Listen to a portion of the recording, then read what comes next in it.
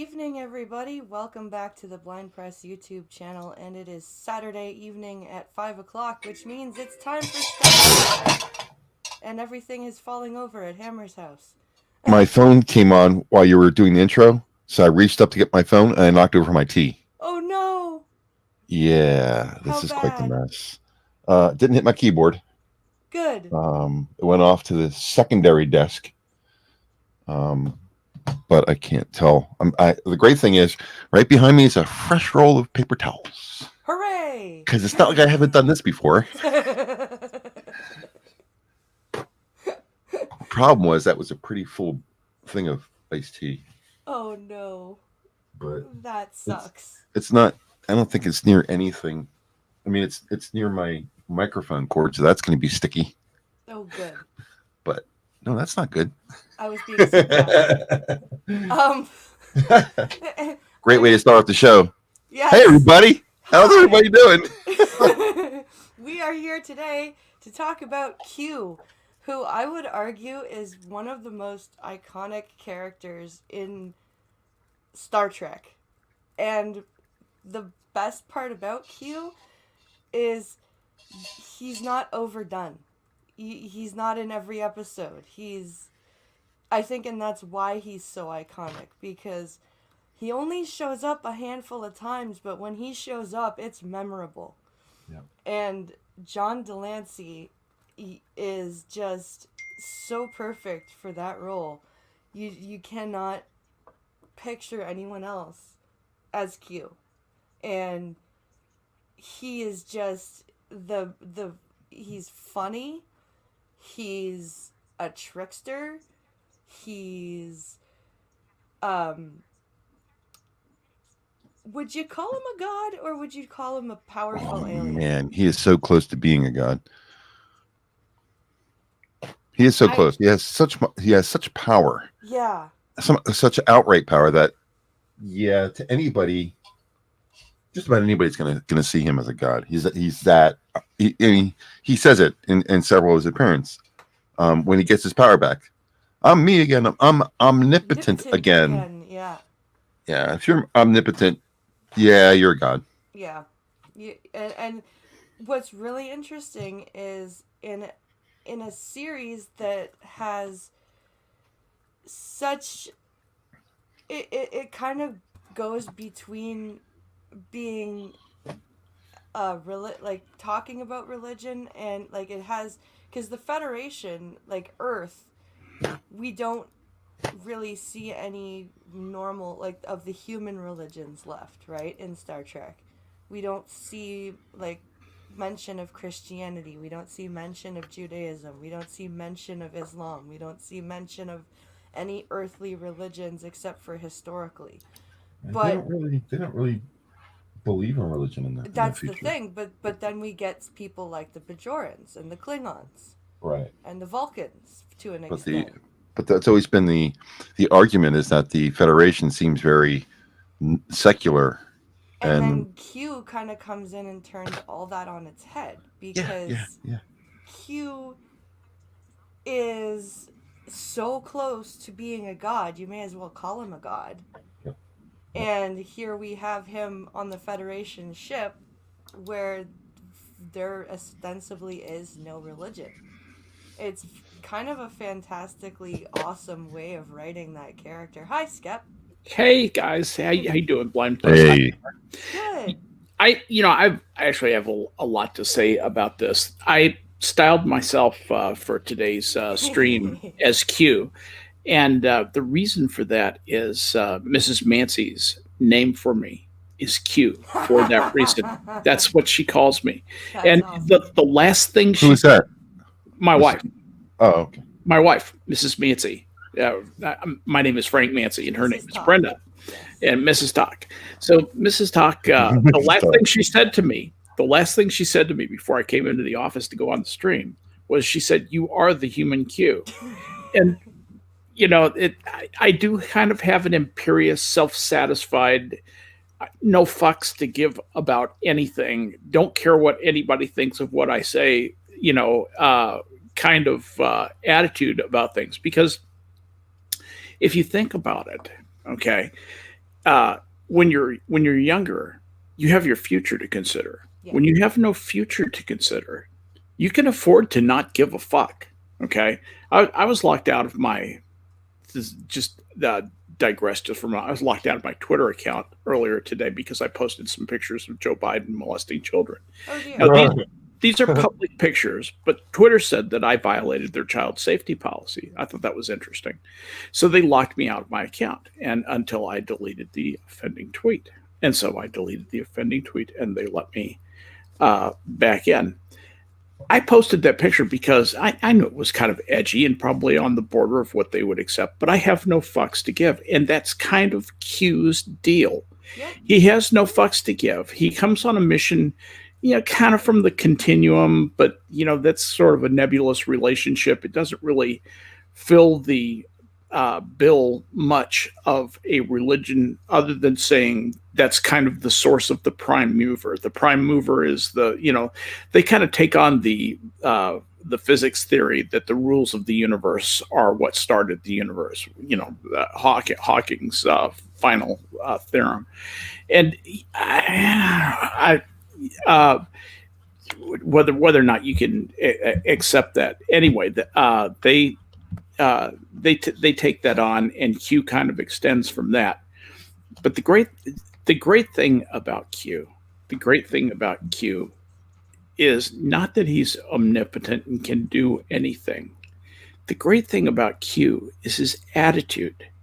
Yes. And the actor who plays him captures that air of insouciant, I care nothing about, I'm here to amuse myself. Yes. I have been there, done that is my middle name, and understands everything about everything. And if you look at some of the things that he says to Picard, Picard's the captain in that new series, the new Star Trek. He says in the finale, was all good things. Yes. When I looked up a couple of quotes from that, and I'm trying to find the one that I was thinking.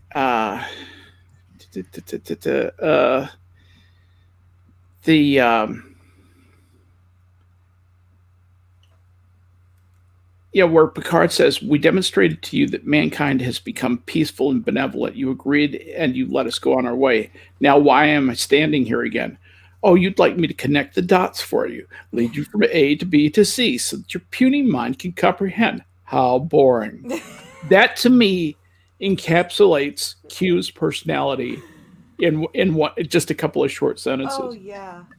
Oh yeah. Or in Tapestry when Picard dies and there's Q, and he just simply goes, "Well, it's simple. I'm God and you're dead." It's just I'm God and you're dead. and Picard's answer is, "I refuse to believe the universe is so badly designed."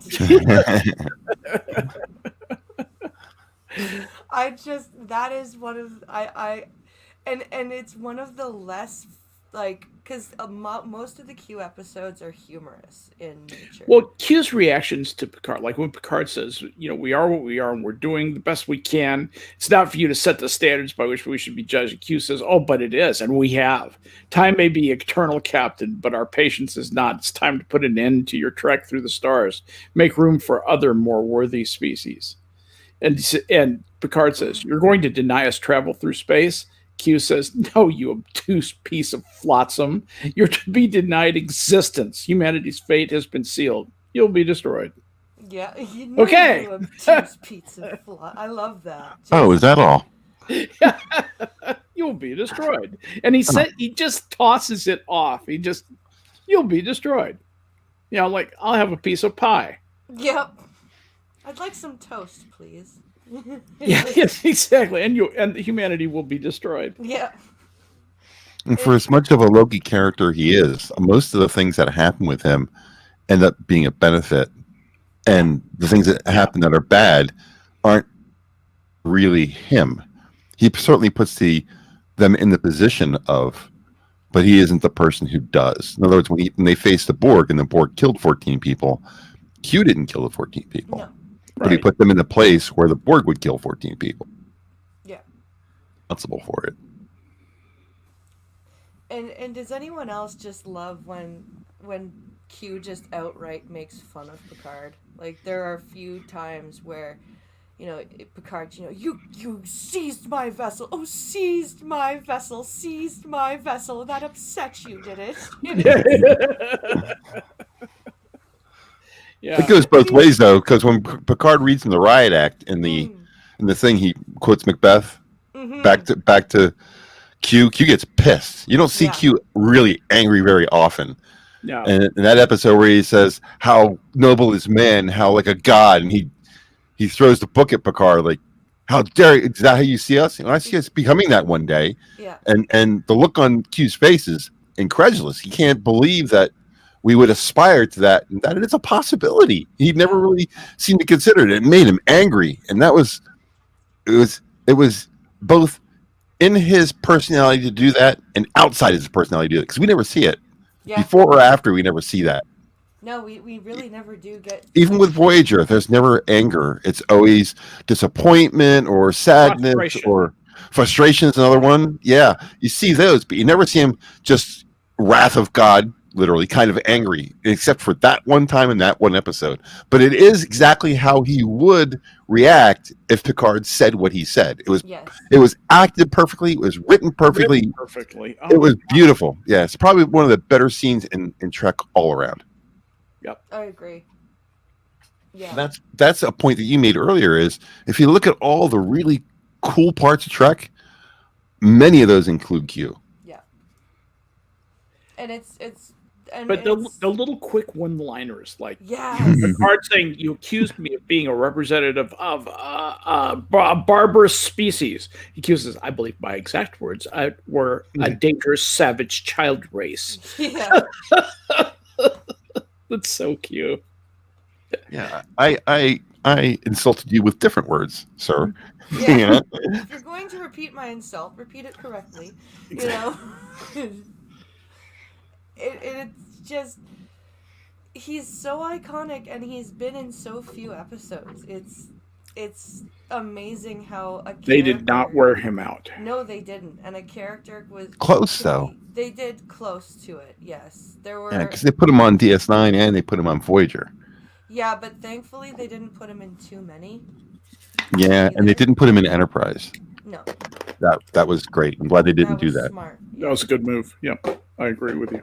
And it was smart to only have him in one DS9 episode, and it was smart to have him only in 3 Voyager episodes. Was he in 3 Voyager episodes? Yes. Yeah. Wow.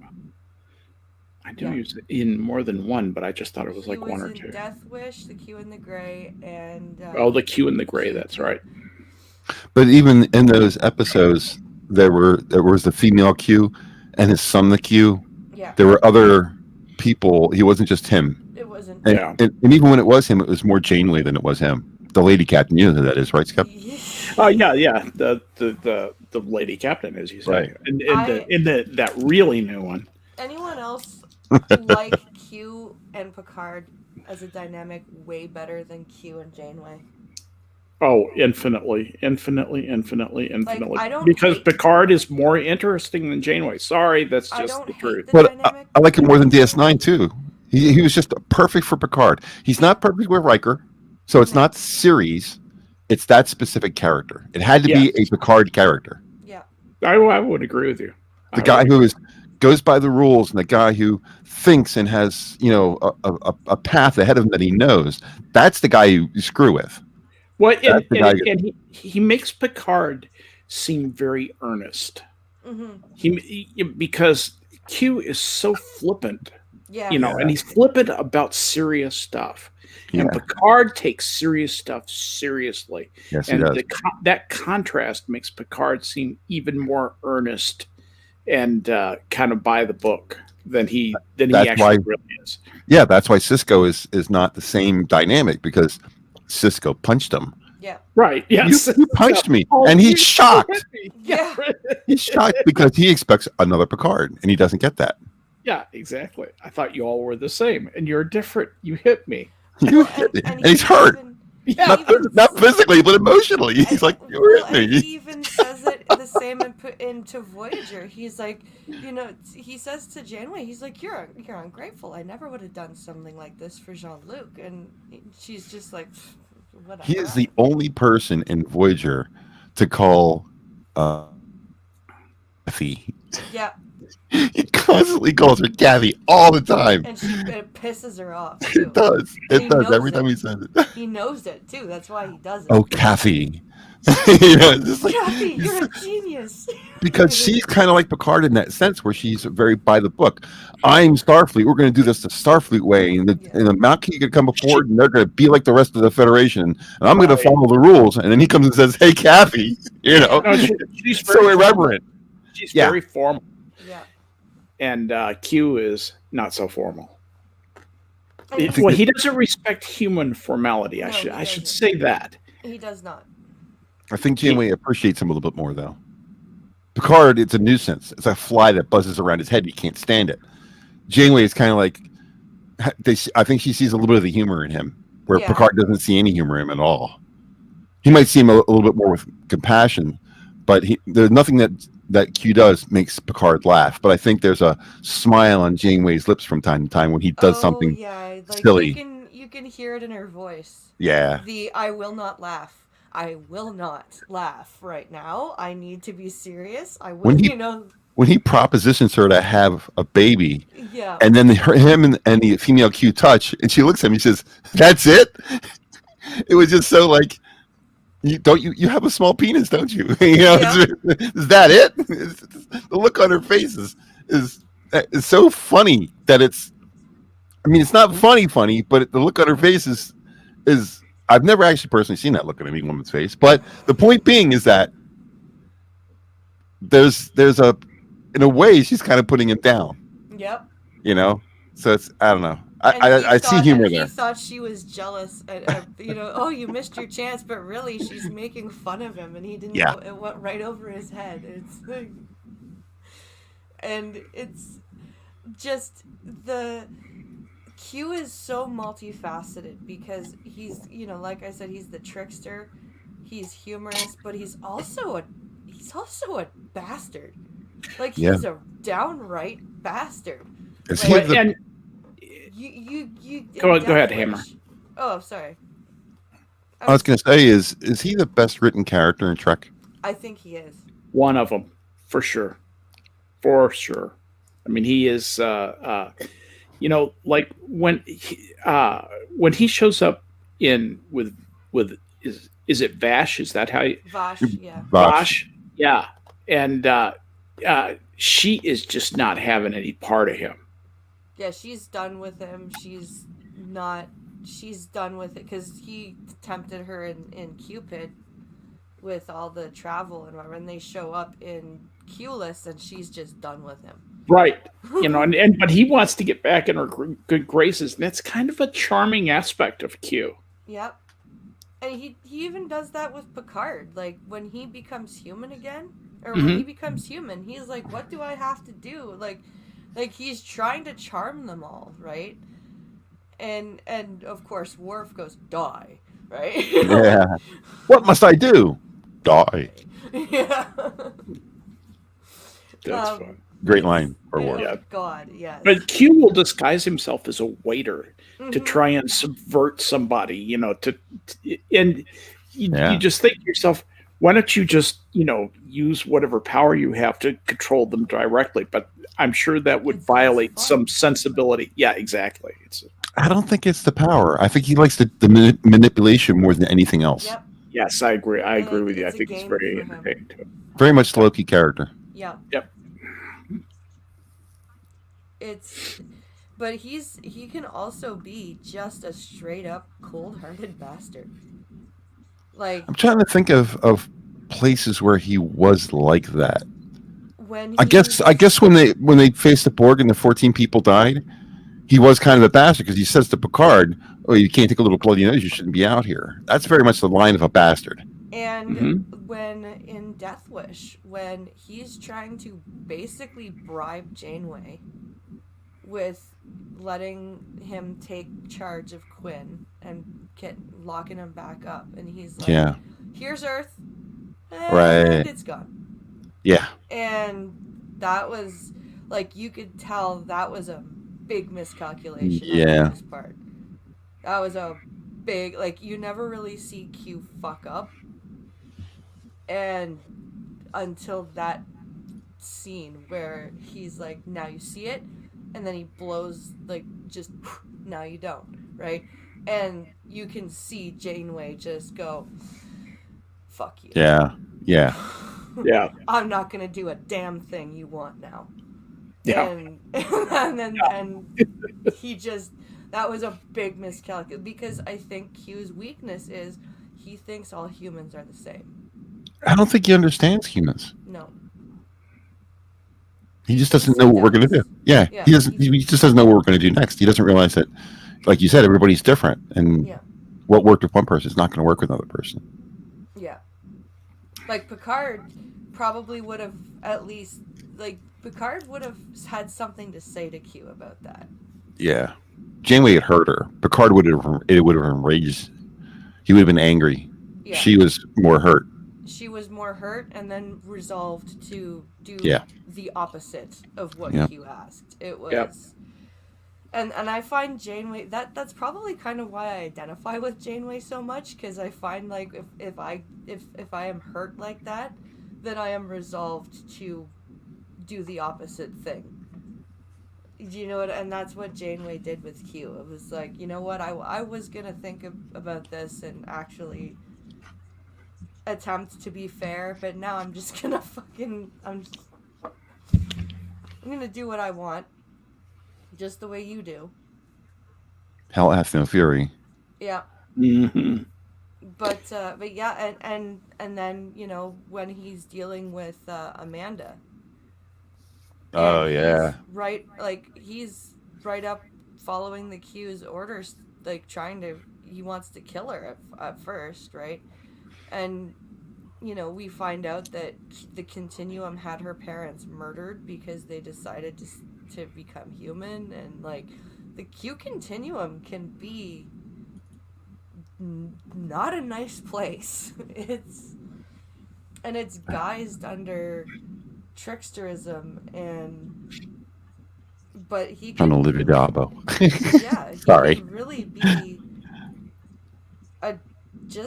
they can be nasty. At least I think so. Yeah, I would agree. One of the fun things about Q is you get to dress up when he's in an episode. Yep. You know, you might find yourself in 19th century boxing togs, you know, with spectacular mustache. Or you might be a Robin Hood character. Right, exactly. I object. Yeah. I am not a merry man. Perfect. Yeah. That's one of my mom's favorite lines, by the way.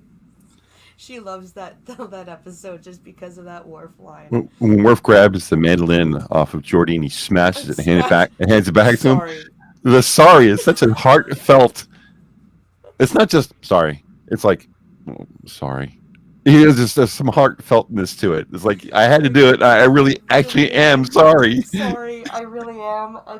If I didn't smash that, it would have been someone else. It's either the instrument or someone's face, you know, like. Yeah.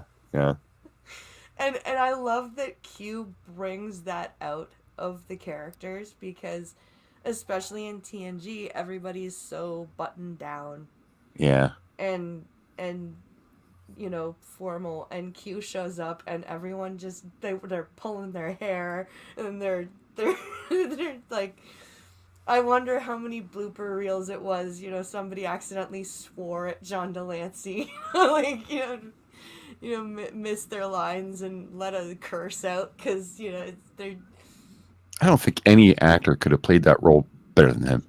No, I agree. That was like perfect casting. Whoever came up with him as Q, I don't know the process. Did someone say, "Hey, let's write this Q character for John Delancey," or did they make the character available and he pursued it, or his agent got him involved? I'd be interested to find out how it ended up being him. I don't think that's in Trek lore anywhere. I don't know. I don't know the story. I can't imagine anybody else. I'm sitting there trying to think of people who could play that part. Like Robert Downey Jr. Maybe fast talking kind of con man a little bit. I mean, I'm just and nothing fits. No. You can get kind of close, but nothing fits. Yeah, it's boy. Because you have to be a trickster, but you have to be authoritarian. There's too many layers to him. How can anybody fit that role besides him? And you have to be a very too. you have to be a very complicated flexible and flexible. You have to be comedic and dramatic. I mean, it's if you think of like a kind of a one size fits all movie actor like Tom Hanks maybe could do a job in that, but you would just get Tom Hanks playing that. I don't. Thing about Tom Hanks is he's best as a chameleon. He doesn't have the comedy chops, so no. Yeah, and his what he does have a comic aspect, but it's so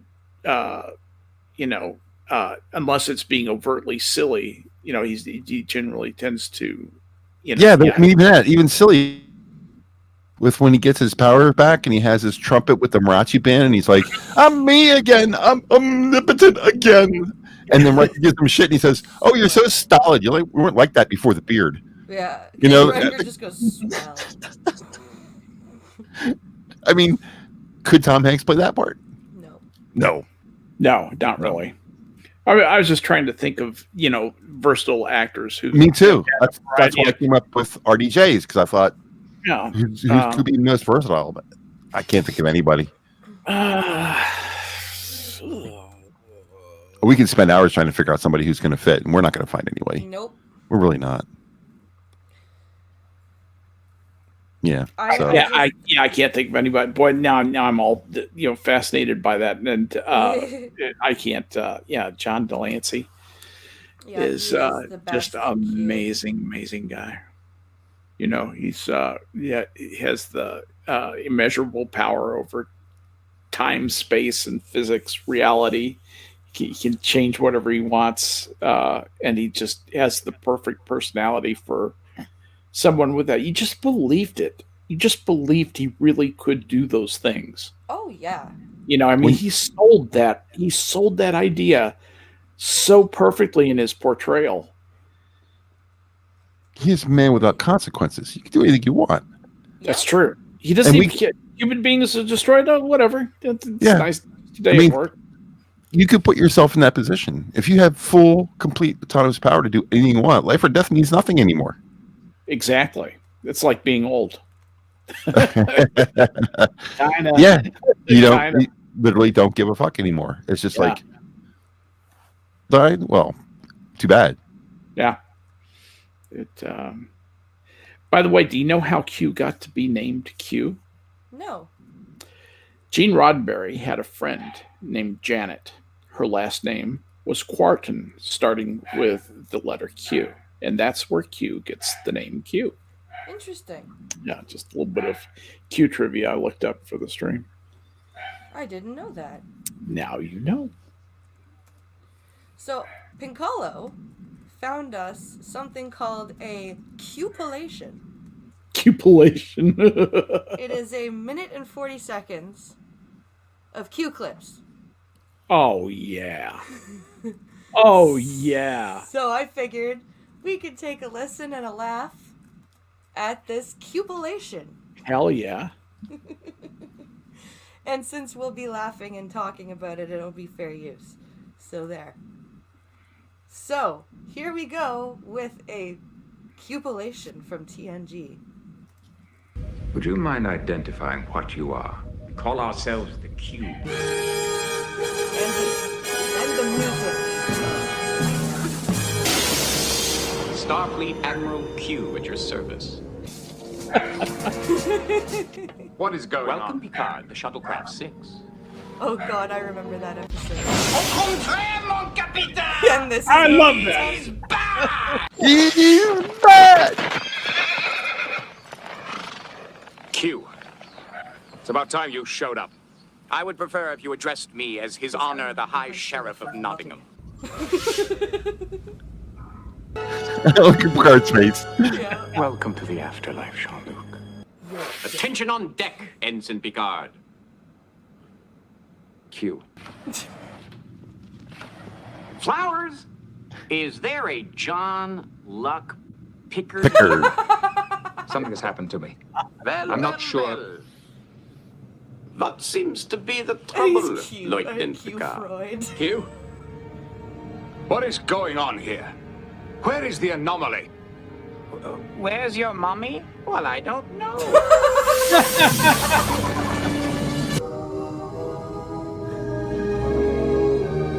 Oh, Monk Q. Q.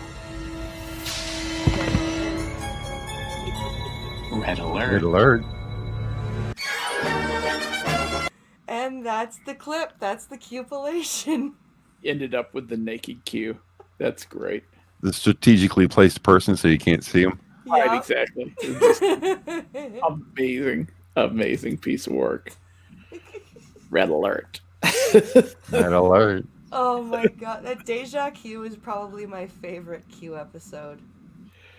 It really is. It's because it's just so ludicrous, but it's so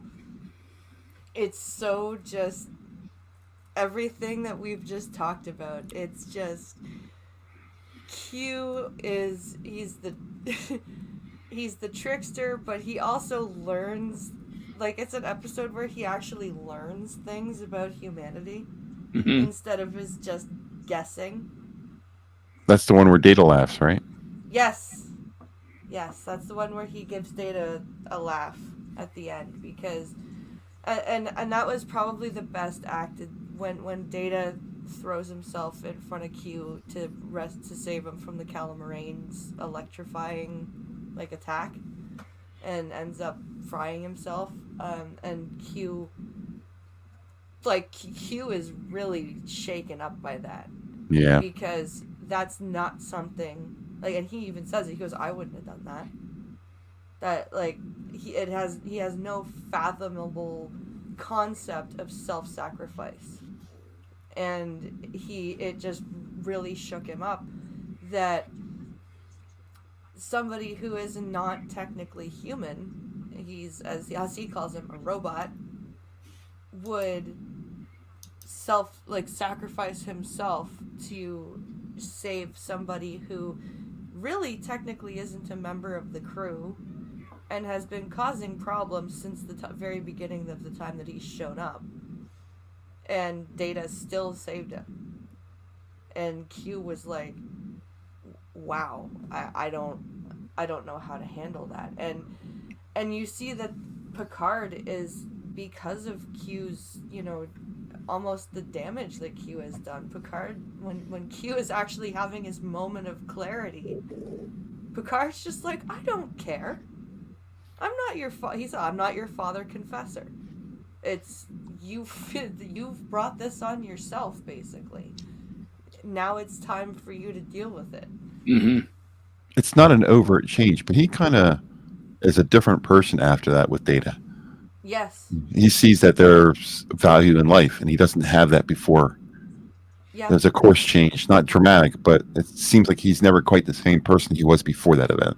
And I love that fidelity to the character art that they did in keeping that aspect of him. Yeah. That faithfulness to the, that was he changed.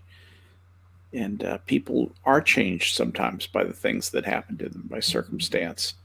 And I guess that's a surprising thing because the cues don't change. Yeah. Yeah. And we don't see much of a big change either in him, because as soon as he gets his power back, what does he do? He goes, "Oh, you think I was you think I was cruel to you before, right?" And he's got the Calamarain in the freaking palm of his hand, and then the other Q is like, "Hey," and he's like, "I was just testing. I just wanted to see if you were watching." He didn't change that much. But One of the things that I didn't realize that you talked about the episode is it's Q2, right? Where Q and his son. yeah, where Q is Q2. That's Jr. Keegan Delancey. That's John Delancey's son. That's I didn't. really. I did not know that. I did not know Neither that did until I. today. Yeah, that is John Delancey's real son playing Q Jr. I could believe that. There's a lot of that in Trek. If you go back and look in Wikipedia and stuff like that, Uh-huh. remember Inner Light, Yes. where the Never a forget. dying planet, Picard ends up living someone else's life, Yeah. kind of deal. Yeah, that's where he learns how to play his little flute thing. Yeah. That episode, the actor playing Picard's son in that show actually is Patrick Stewart's son. Aw. Is it really? I did not know. It's spattered throughout that. There are so many pieces. Remember the episode Timescape? That's where the Romulans fracture time. Yes. And there's yeah. two Romulans who are not really Romulans. You know who directed that? Who? Leonard Nimoy's son. Oh wow. Interesting. Yeah. Did not It's scattered all through Trek. There's a lot of that all through Trek. That's Of people really who are sons or daughters or that kind of stuff. Yeah, it's not a son or daughter thing, but I was just looking at Q2. You know who directed that was LeVar Burton. Yeah. Oh really? Yeah, I did not know that he directed that. So, And Star Trek Next Generation actors ended up directing episodes of Voyager. Yeah. how do you yeah. That's great. what a wonderful legacy, kind of. You can totally see that now that you point that out, I can so see the similarities, like where Q2 is in where he pops into the cargo bay to see 7 of 9 and she's like naked or whatever, and he later on in the show she's trying to teach him something and he's like, "Can I see you naked again?"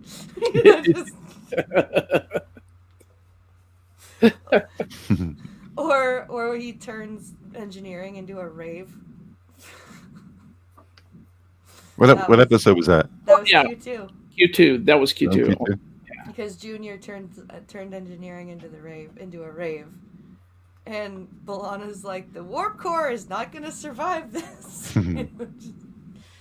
or the best part of that episode is John Delancey going, "If the continuum's told you once, it's told you 100 times. Don't provoke the Borg." And it's like, but you did that. It's so funny to see the parent, do as I say, not as I do, right? It's kind of a strange line. Why would the Borg even be of any interest to him at all? He just wanted to see how Voyager reacted, and it was literally just pushing boundaries. The point that they have any kind of finger in the pie, the Borg is to him, the Borg should just be disposable. Yeah. Right. So there you go. Anyway, I just think that was totally what happens when an omnipotent teenager tests his boundaries. It's just like, this is,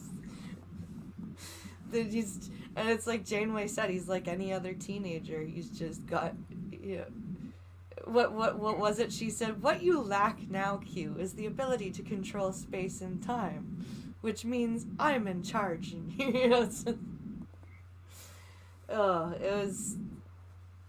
it definitely not as good as the Q episodes in TNG. I think those were the best Q episodes.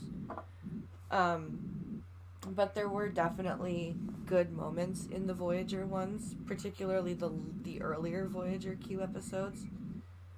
I found Q2 was funny, but it wasn't didn't really serve anything, if that makes sense. Mm-hmm.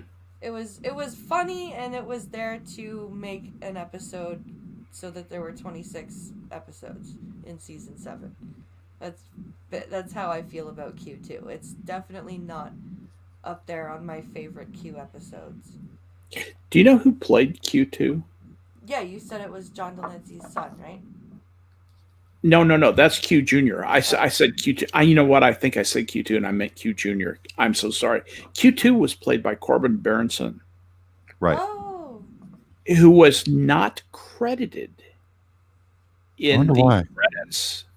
No, I've been looking through. I've been picking through here and trying to find out why. And everyone says the same thing. Says the same thing as Memory Alpha. For reasons unknown, received no credit for his appearance. So was he the guy who ended up being called Quinn in Death Wish? No, they're different characters. No, that's not the same character. Yeah, the guy who wanted to kill himself, the Q that wanted to kill himself, it's not the same Q that was watching what That's not Delancey was doing. Yeah, different guy. Yeah, that's not Q2. I recognized Corbin Burnson right away. I knew exactly who he was because he was in that movie with Charlie Sheen where he was a baseball player, Major League. Major League, yeah. Yeah, and he played such a big part in that movie. I was like, I like that guy. He's a good actor. When he put it up in Star Trek, I was like, I know him. Yeah. Well, I recognized him too. I didn't know his name, but I remember looking at him and but running across it, I was, it just surprised me that he didn't get any credit for that. He was famous for some other TV show that most normie people would relate to. They wouldn't relate to the movie that I saw him in, but he was in something like, I don't know, Boston Legal or something like that. That was a long running show too. LA Law, I think, is what he was. LA Law, yeah. It's like something like that. Interesting. He was a lawyer, I think. Mm-hmm. Which is funny because William Shatner ended up playing in Boston Legal as a lawyer. Boston Legal, yep. Yeah. Crane. It's just... He was so funny in Boston Legal. I've never seen one episode, not one. No. Yeah, nope. Neither have I. Not. I never saw TJ Hooker either. It was on because there's a channel up here called Accessible Media Incorporated, and it is everything on that channel is broadcast in described video. And I happened to be flipping channels back when I had cable, and flipped onto Accessible Media, and Boston Legal was on in described video. So I ended up watching a couple of episodes, and I'm like, damn, William Shatner's hilarious in this show. Like, it's so funny.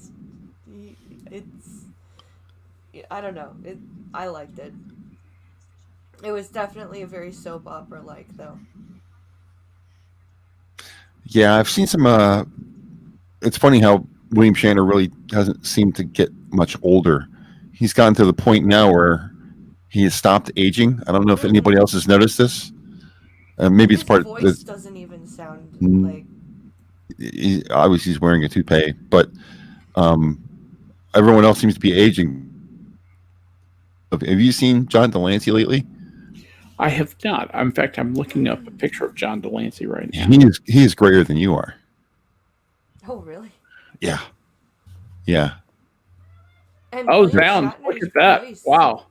William Shatner's voice, like, you know how sometimes you can hear people age in their voice? Mm-hmm. Yeah. Mm-hmm. Yeah, not with William Shatner. No, he does a show on history about unknown things, unusual, strange things. He's got a little TV show. Yeah. And it could be from the days he was doing Trek. His voice sounds just as lively and sprightly and clear as it ever was. William Shatner's Weird or What, right? Yeah. That's what's called. The show you're talking He's got that strange halting delivery. I love that show. William Shatner's Weird or What is great. It's he does 3 stories, and they're all true, but they're just so weird that and he tries to actually go and talk to scientists and find out, how is this actually true. It's very fantastic. It's very awesome. Very fascinating show. There are some things I do miss cable for, and that is one of them. But I could probably find them on YouTube or something. I didn't realize that John Delancey had died. What? He's dead? Yep, he's dead, Joe. When the hell did that happen? Well, it's I actually didn't know that either. John Delancey's father was John Delancey, and he was a famous musician. He was the principal oboist with the Philadelphia Harmonic Orchestra. Is that the John Delancey that died, or is this Yes, he was Q John born. He Delancey? was born Okay. in Yeah. 1921, Don't and scare us like that.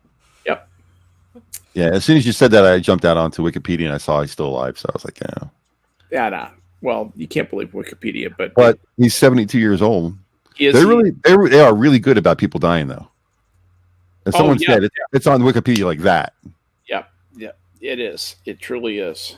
He's almost the same height as me. I'm 6'3", he's 6'4". I didn't realize he was that tall. Neither did I. He doesn't sound like a tall man. What did tall men sound like? Wait a minute, what's that about? Do I sound like a tall man? Like voice. Actually, yeah.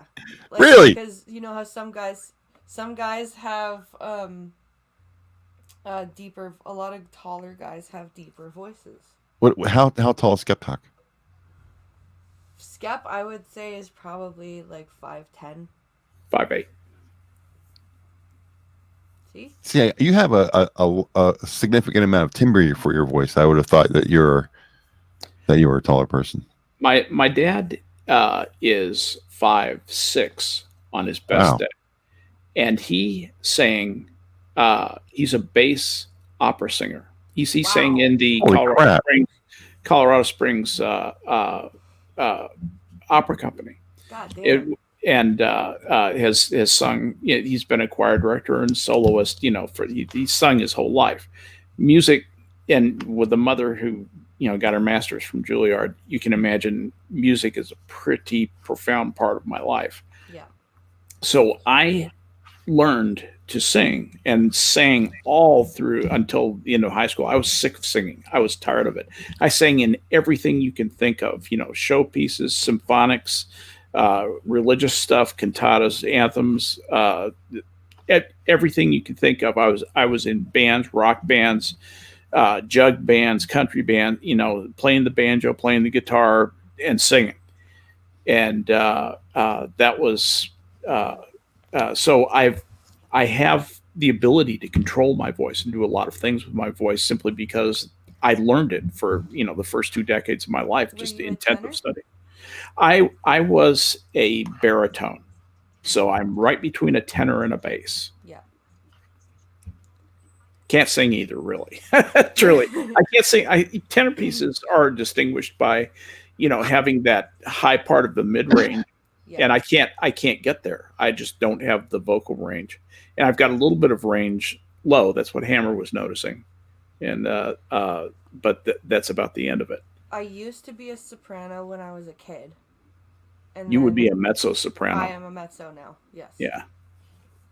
Yeah. Did you read what cost? No. I didn't see that. What did he say? Nah. Read it, Skep. It's for you. Hang on, let me look. Costin, people who are 5'8" tall are evil. Don't deny the skeptic. Someone who is 173 centimeters tall, I ought to know. Well, yeah, Costin is evil, so he would know. How tall is 173 centimeters? I'm not versed in your weird base 10 craziness. Yeah, Costin, 8 or 9 give us. because I'm 168 centimeters and I'm 5'6". So 173 centimeters would be about 5'9". 5'6" is on the taller side for The fair sex, right?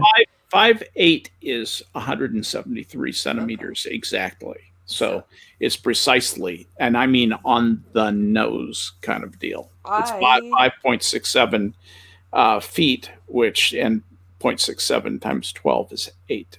I should not have gotten this tall, actually, because when I was in the Well, hospital... there's nothing you can do about it. No, it's when I was in the hospital for when I was going blind, they had injected me with steroids to try and fight the infection.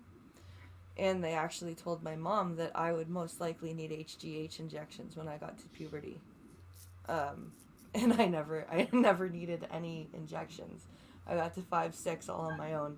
And they said that was like a 90% chance I was going to need human growth hormone injections. Wow. Yeah.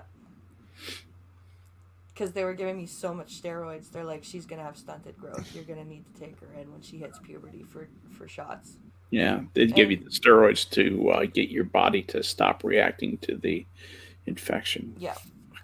And mom wanted, when I was a teenager, mom was like, should I ask them if they gave you a placebo? Like, what the... Oh, so what should we talk about next week? We've talked about Q. What should we do next week, I wonder? I didn't even think about that. We've gone through all the members of all the cast.